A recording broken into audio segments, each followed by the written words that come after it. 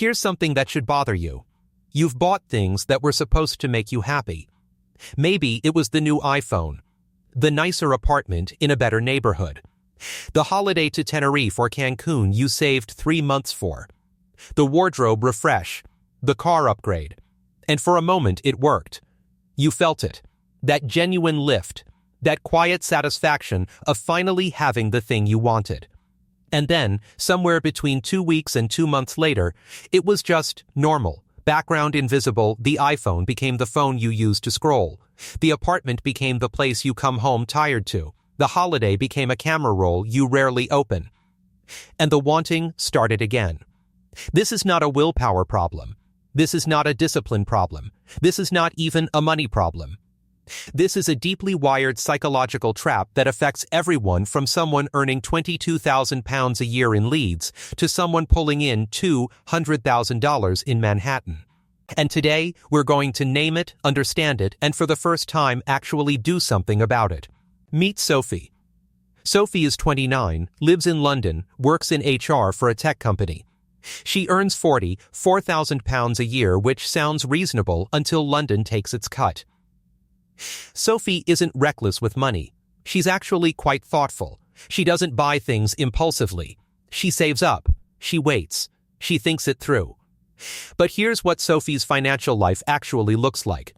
6 months ago, she upgraded her laptop. The old one was fine, but the new one felt like an investment in herself.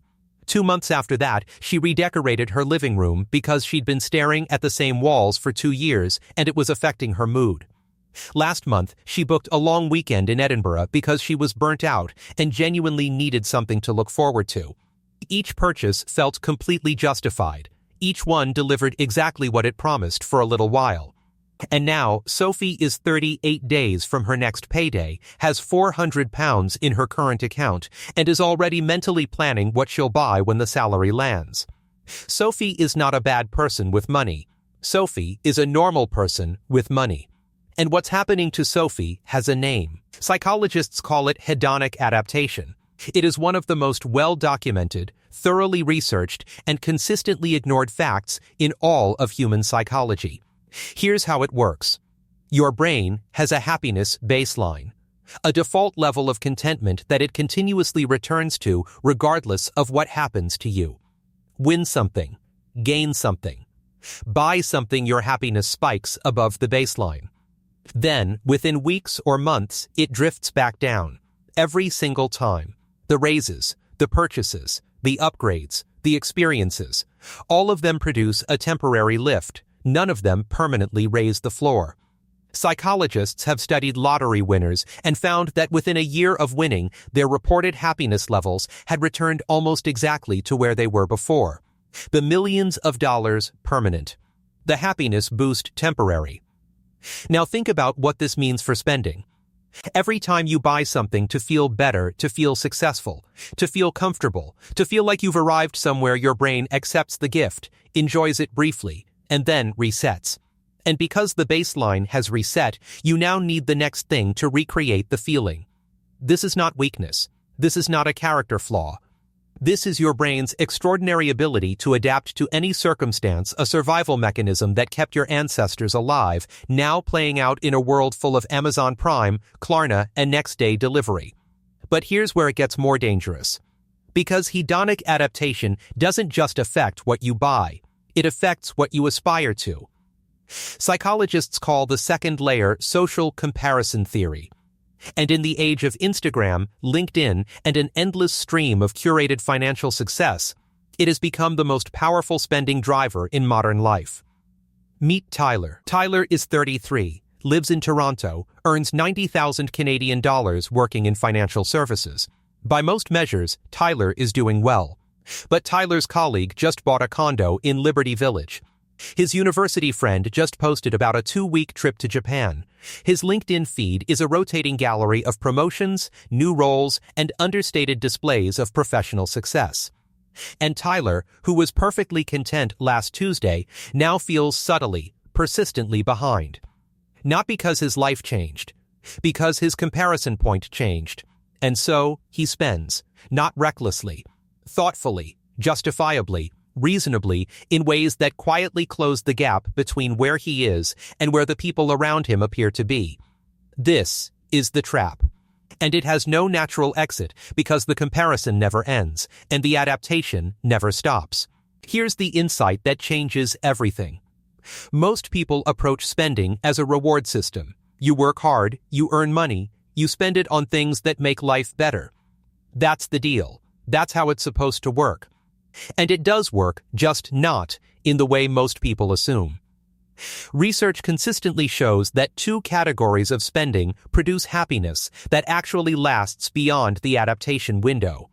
The first is experiential spending, but only a specific kind. Not the holiday that's really about the Instagram post. Not the restaurant that's really about being seen. Genuine experiences shared with people you care about, completely disconnected from how they appear to anyone else. A camping weekend in the Lake District with close friends. A road trip through New England with your partner.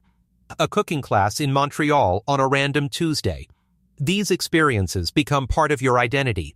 They integrate into how you see yourself and your life. And unlike objects which sit still and become invisible memories, actually compound. They get richer. They get funnier. They get more meaningful over time. The second category is autonomy spending that directly purchases freedom, time, or reduction of stress.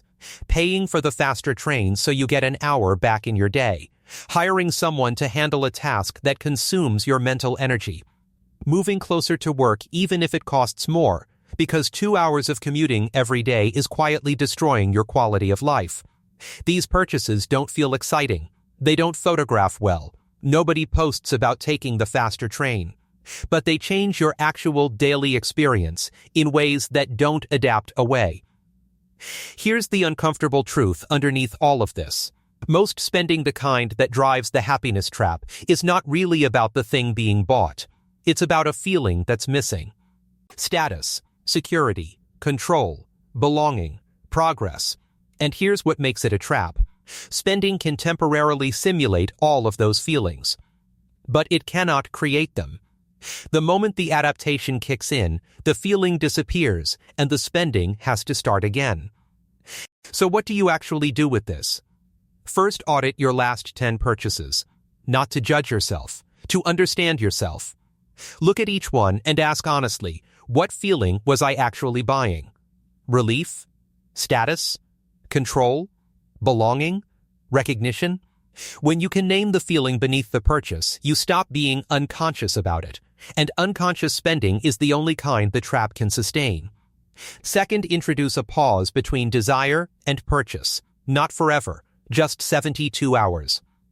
The research is remarkably consistent. A 3-day gap between wanting something and buying it eliminates a significant percentage of purchases entirely, not because you talked yourself out of it, but because the emotional urgency, which was never about the object, quietly dissolved on its own. Third, redirect toward autonomy and genuine experience.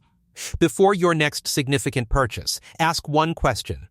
Does this buy me an object, or does this buy me time, freedom, or a real memory? The answer should shape the decision. Fourth, fix the comparison environment. Unfollow accounts that leave you feeling subtly inadequate. Mute the LinkedIn connections whose posts make you feel behind. This is not avoidance, this is precision. You are adjusting the inputs your brain uses to calculate where you stand. Cleaner inputs produce calmer, more rational spending decisions. Sophie is still in London, still earning £44,000, still living with the same cost pressures. But she now knows something she didn't before. The wanting feeling is not a signal to spend, it's a signal to investigate. To ask what's actually missing and whether any purchase in the world can actually provide it. Most of the time, the answer is no. And knowing that doesn't make life smaller. It makes every pound she spends more intentional and every experience she actually invests in more valuable. The happiness spending trap is real. It is ancient. It is wired into the human brain at a level no amount of willpower can override. But awareness is its only known weakness.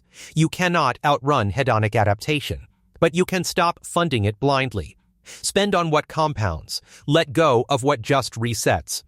That is the whole game.